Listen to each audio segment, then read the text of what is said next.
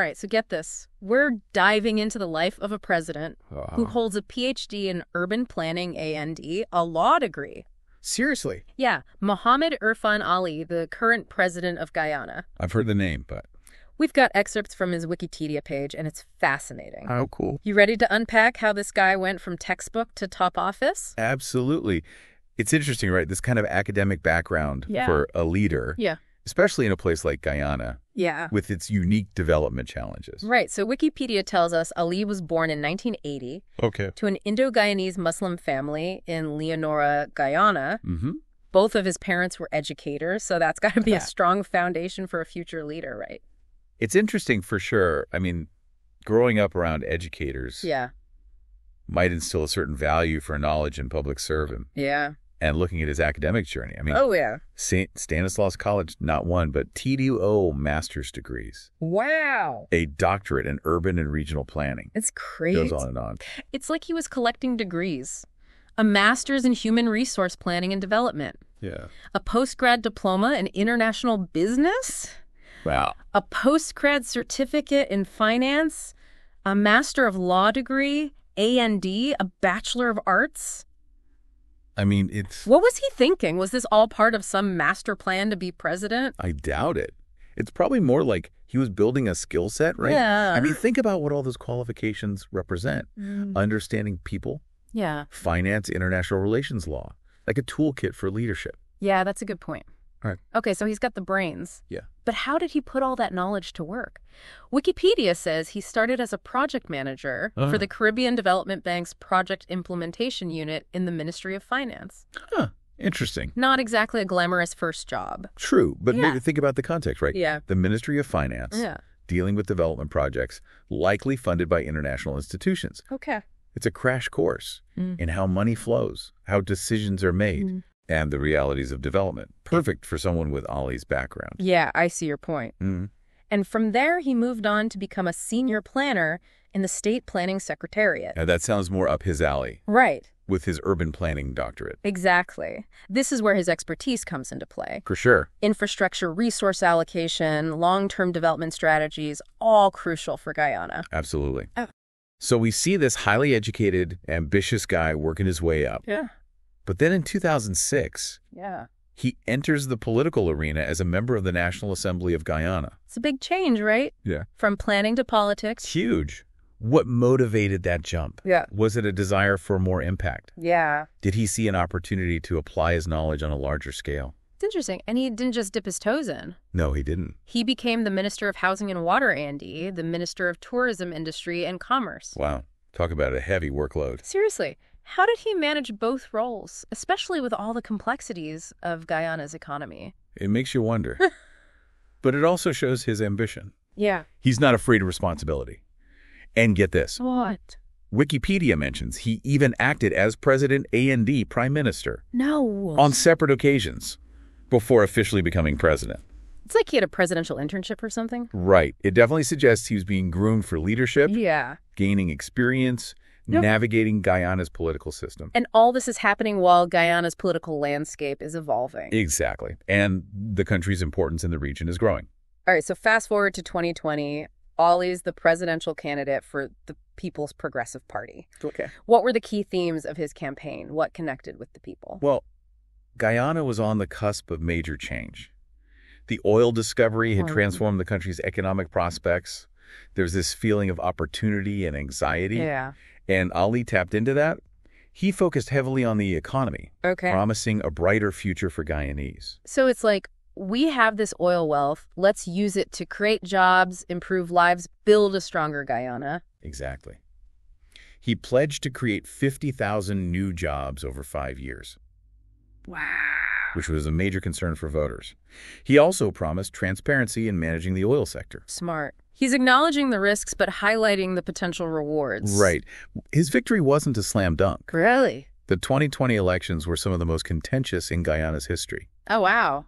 Legal challenges, accusations of fraud, a complete recount of the ballots. It sounds like a political thriller. So in the end, he was sworn in on August 2nd, 2020. Yep. Guyana's 10th president and the first Muslim to hold the office in the Americas. A historic moment, but it came with baggage. It did. Before the election, Ali faced 19 charges of conspiracy and fraud. 19 charges? His lawyers argued they were politically motivated. Wow. This serious shadow hanging over his presidency. What were the charges about? They were related to land deals during his time as housing minister. Okay. They were dismissed eventually. Okay. But the accusations definitely added fuel to the fire of an already tense political situation. Yeah. And there were other controversies, too, like the academic fraud accusation. Right. So even before taking office, Ali was facing intense scrutiny. It's a tough starting point for any leader trying to unite a nation. For sure. It makes you wonder how these controversies might have shaped his approach to governing. Yeah. Did they make him more cautious, more determined to prove his critics wrong? Right. Or did they fuel a sense of siege mentality? These are all questions we can explore. Okay, so we've covered Ali's rise to power, his education, his early career, and the controversies. Yeah. But his story doesn't end there. No. How did he handle the pressures of leadership on the world stage? That's what we'll be looking at in the next part of our deep dive. All right, so stay tuned. We've got a lot more to unpack. We do. This deep dive is far from over. It's all right. Far from over. Welcome back. Last time we left off with Irfan Ali facing a whirlwind of controversy. Right. But he was still determined to make his mark on Guyana. Yeah. Now he's got to deal with this massive oil discovery. It's like he's stepping onto the world stage at a pretty pivotal moment. Absolutely. It's like holding a winning lottery ticket. Yeah. Incredible potential, but also a huge responsibility to manage it wisely. Exactly. And he's not just dealing with domestic expectations. No. The whole world is watching how Guyana, this relatively small South American nation, handles this sudden wealth. Okay. So let's talk foreign policy. Wikipedia mentions this joint maritime patrol agreement with the U.S. right after Ali takes office. Right. September 2020. Okay. Ali and then Secretary of State Mike Pompeo announced joint patrols to combat drug trafficking near Guyana's border with Venezuela. Okay. Seems straightforward enough, but you have to consider the context. Right. Always a context. What's the context? At that time, ExxonMobil, a major U.S. oil company, is ramping up production in Guyanese waters. Okay. The catch. Venezuela also claims some of that territory. So these patrols, while aimed at drug trafficking, also send a message. Yeah, they do. The U.S. is interested in stability in this oil-rich region. Exactly. So Ali's cozying up to the U.S., maybe much securing some protection for this new oil industry. Okay, but is that the whole story? There's always more to the story. Right. Guyana's a small country. Partnering with a superpower like the U.S. provides economic and security benefits. Of course. But it also raises questions about dependency, right? Right. Could Guyana get caught in the middle of U.S.-Venezuela tensions? Yeah. It's a delicate balancing act. For sure. Okay, so Ali's got to play his cards right, both internationally and domestically. Absolutely. What's he doing on the home front to manage this oil boom? Right. I imagine not everyone's thrilled about this sudden shift. You're right. Managing expectations is key. Yeah. Ali's been pushing this narrative of Guyana rising, attracting foreign investment, not just in oil, but in infrastructure, agriculture. Tourism. So he's trying to diversify. Exactly. Not put all the eggs in one basket. Makes sense. But let's be real. Oil money is tempting. It is. How is he ensuring it benefits everyone? Good question. He's talked about a sovereign wealth fund. Shielded from political interference. To manage oil revenues. Think of it like a giant savings account for the nation. Meant to fund long-term development projects. Education, healthcare. Things that benefit everyone. Sounds good in theory. Yeah. But we've seen these funds misused in other countries. Yes, all the time. How can we be sure this one will be different? Right. That's the million-dollar question. Yeah. What's Ali actually doing to ensure transparency and accountability? Well, he set up an oversight board, but critics argue it lacks independence. There's a lot of pressure from international organizations and civil society groups to make the process more transparent. Remember, Guyana is relatively new to this oil game.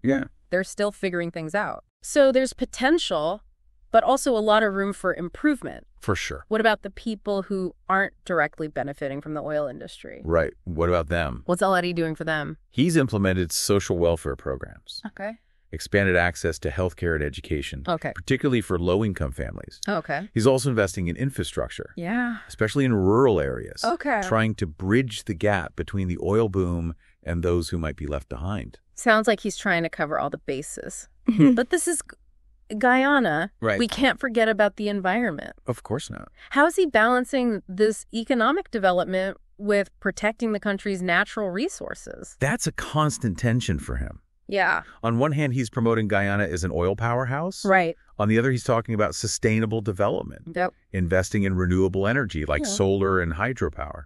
So it's like he's trying to ride two horses at the same time. He is. Oil wealth and environmental responsibility. Can he actually pull it off? It's a challenge, no doubt. Yeah. He's been working with international partners to secure funding for conservation efforts. Yeah. Protecting those vast rainforests that are crucial for biodiversity and absorbing carbon dioxide. Right. He even spoke at the UN about the importance of balancing economic growth with climate action. So he's talking the talk, but is he walking the walk? Right. How much can you trust a leader so invested in oil production to also be a champion for the environment? Right. It's a valid question. Right. Some environmental groups argue his actions don't match his words. Okay. That he's still prioritizing oil extraction over long-term sustainability. Yeah. It's a debate that's likely to continue throughout his presidency and beyond. Okay, so we've got this mix of ambition promises, potential pitfalls, but we can't ignore the elephant in the room. Well, what? Those political divisions that we talked about earlier. Right. Has Ali been able to bridge those gaps? Yeah. Or are they still simmering beneath the surface? That's the thing about deep dives. What? You always find something unexpected. Oh, really? Ali's faced criticism from the opposition. Okay. Accusations of corruption, authoritarian tendencies. Okay. They argue the oil wealth isn't being distributed fairly. Right. That his policies benefit certain groups over others. So despite the economic progress, those old wounds haven't fully healed. Not really. Yeah. It's a reminder that leadership isn't just about managing resources and making deals. Right. It's about navigating complex social and political dynamics. Exactly. And that's what makes Ali's story so fascinating. It does. He's trying to usher in a new era for Guyana. Yeah. One defined by economic prosperity and global recognition. But he's doing it against a backdrop of historical baggage. Right. Deep-seated divisions and the ever-present shadow of the oil curse. It's a lot to juggle. We've covered a lot of ground. We have. But there's one more layer to this deep dive. Okay, what is it? What's Ali's legacy going to be? Will he be remembered as the leader who brought Guyana into the 21st century? Right. Or will his story be a cautionary tale? That's what we'll be exploring in the final part of our deep dive. We will. We'll be looking at his achievements, his shortcomings, and the lasting impact he's likely to have on Guyana and beyond. Sounds good. Stay tuned, folks. There's still more to uncover in our exploration of Irfan Ali. So we've journeyed through Irfan Ali's life. We have. From his academic pursuits to his controversial rise to the presidency. Right. From navigating the global stage to managing an oil boom that's reshaping Guyana. Yeah. It's been a wild ride. It has. But now comes the big question. What's his legacy going to be? The challenge with assessing a leader whose story is still being written. Right. We can look at his actions, analyze his policies. Exactly. But the true impact, the lasting legacy, that takes time. It does. It's like trying to judge a book by its first few chapters. Yeah. But we can speculate a bit, right? What are the early signs pointing towards? Okay. What will people remember about Ali's presidency? Well, one thing's for sure. He'll be linked to this period of transformation in Guyana. Right. He's at the helm as the country goes from this relatively unknown nation to a major oil producer on the world stage. Exactly. So he'll be remembered as the oil president. Maybe. The one who brought this sudden wealth. For better or worse. Right. It all depends on how he manages this windfall. Absolutely. Yeah. Did he use it to uplift all Guyanese? Yeah. Did it worsen existing inequalities? Right. Did he set the stage for sustainable development? Right. Or did he fall into that trap of short-term gains at the expense of the environment and future generations? Yeah. The oil curse, it's a real concern. We've seen it happen before. Oh, yeah. Where sudden wealth leads to corruption, instability, and ultimately a worse situation than before. It's a tightrope he's walking. He is. He talks about a green economy, investing in renewable energy, protecting the rainforest. Right. He's also pushing for oil extraction, courting foreign investment, aiming for rapid economic growth. It seems contradictory. It does. Can he reconcile those goals? Who knows? Only time will tell. And then there's the political unity aspect. Right. We talked about those deep divisions in Guyanese society. Yeah. Has he been able to bridge those gaps? Or has the oil just made things worse? It's hard to say. Yeah. It's a mixed bag. He's implemented social programs, expanded access to education and healthcare, trying to ensure everyone benefits from development. He's also tried to engage with the opposition. Right. But some say it's just for show, not real power sharing. So some progress, but maybe not a total transformation. Yeah. Not yet, at least. What about his foreign policy? His close ties with the U.S.? Oh, yeah. Especially with oil and regional security? Right. Will that be a defining part of his legacy? It's a key factor. Partnering with the U.S. has its perks. It does. Investment security cooperation. Yeah. A place at the table on regional issues. But there are risks, too, right? Definitely Guyana could become too reliant on the U.S. and sacrifice some independence on the world stage.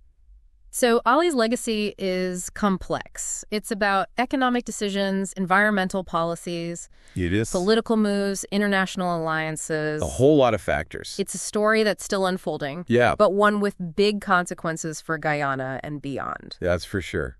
That's what makes these deep dives so interesting. I agree. They remind us that leadership isn't simple. Right. It's not just black and white. Nope. It's about navigating uncharted waters. Yeah. Making tough choices with incomplete information. Yeah. And ultimately being judged by history. On the outcomes, both good and bad. Exactly. We may not have all the answers about Ali's legacy today. That's true. But we've gotten a better understanding of him. We have. The challenges he faces and the paths ahead. Absolutely. For him and for Guyana. For sure. It's a story worth following. It is. Yeah. To see how it unfolds and what lessons it holds. Yeah. For other leaders dealing with similar issues in our complex world.